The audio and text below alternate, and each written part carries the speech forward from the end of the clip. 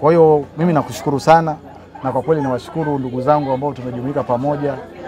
Kwa kweli mimi nawatakia kila la kheri, na inshallah Mwenyezi Mungu atawajalia tuendelee kumsupport Mheshimiwa Daktari Samia Suluhu Hassan. Amen. Wewe kama mdau wa maendeleo, wengine na wahamasisha vipi wadau wengine katika kugusa jamii hasa ni kujitoa. Kila siku mimi nasema unapokuwa unajitoa si kwa sababu kuna kitu unataka, hapana. Kujitoa ni imani ya mtu. Unapokuwa tayari wewe una imani, ni nafsi yako inakutuma kuweza kuwasaidia watu.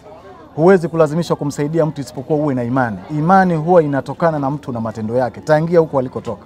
Ukiwa na historia ya kusaidia watu, milele utabaki kuwa hivyo.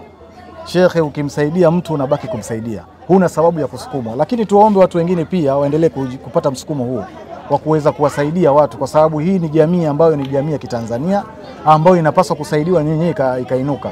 Kuna mazingira ya elimu, mazingira mengi sana kumsaidia Daktari Samia Suluhu Hassan. Yeye anafanya kazi kubwa upande wake, na sisi kama kwa nafasi zetu hizi ndogo ndogo tulizokuwa nazo kama wadau, na sisi tumsaidie. Na unapokuwa unamsaidia Daktari Samia Suluhu Hassan, unaondoa umaskini, unaondoa magonjwa, unaondoa maradhi, unaondoa kila kitu. Kwa mfano umemsikiliza binti pale mdogo sana, amemaliza form 4, yuko form 4, lakini anaongea Kiingereza kizuri sana.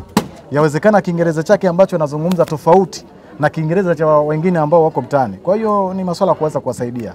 Ndio tumeona msimamizi wa kituo hiki Bi Zubeda amesema kwamba wanataraji kujenga jengo ambalo linagharimu zaidi ya shilingi milioni 400. Nyinyi kama wadau wa maendeleo pengine mnawahamasisha vipi wale ambao hawajafika kupata nafasi hii katika kisha kukamilisha? Ni hatua nzuri, kwa sababu kwa mfano leo hapa tumefanya harambee si ndogo. Kwa harambee ya kawaida kupata milioni 33,550,000 si ndogo.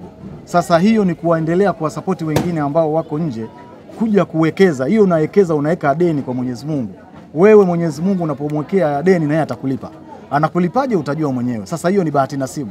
Shekhe, unapokuwa unatoa, sisi tunapojua kwa Waislamu, unapotoa Mwenyezi Mungu anajua atakupa nini. Kila unapoendelea kutoa na yeye anakupa.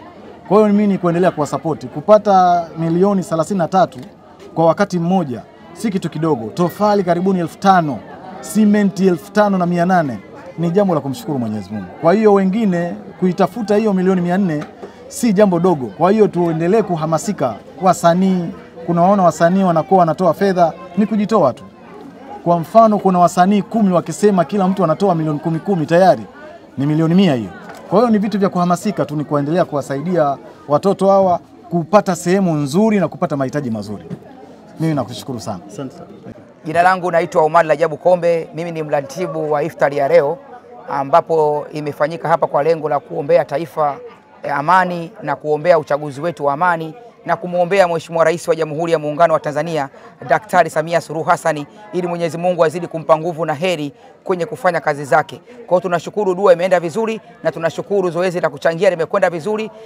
Mabarozi wawili waliweza kufika hapa. Kuna barozi wa Urusi ameweza kufika hapa na kuahidi kusaidia kuchangia kujenga, lakini pia tunamshukuru barozi wa Dubai. Barozi mdogo aliweza kufika mchana pia hapa na kuahidi kusaidia ujenzi wa watoto wa yatima.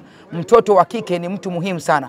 Ndio maana nchi yetu inaongozwa na mwanamke, kwa sababu zamani watu walikuwa wanaona kama wanawake ni watu ambao wapo tu kwa ajili ya kusindikiza maisha, lakini leo imeonyesha kwamba wanawake ni watu muhimu sana. Huu mchango ambao umetolewa leo kwa ajili ya ujenzi wa jengo la watoto wa kike ni faraja kubwa sana. Tunamshukuru Mheshimiwa Rais Daktari Samia Suluhu Hassan, tunamtakia kila laheri kwenye kazi zake, na Rais wa Serikali ya Mapinduzi ya Zanzibar Daktari Hussein Mwinyi. Asanteni sana kwa mazuri mnaotufanyia. Mungu azidi kuwabariki. Asanteni sana.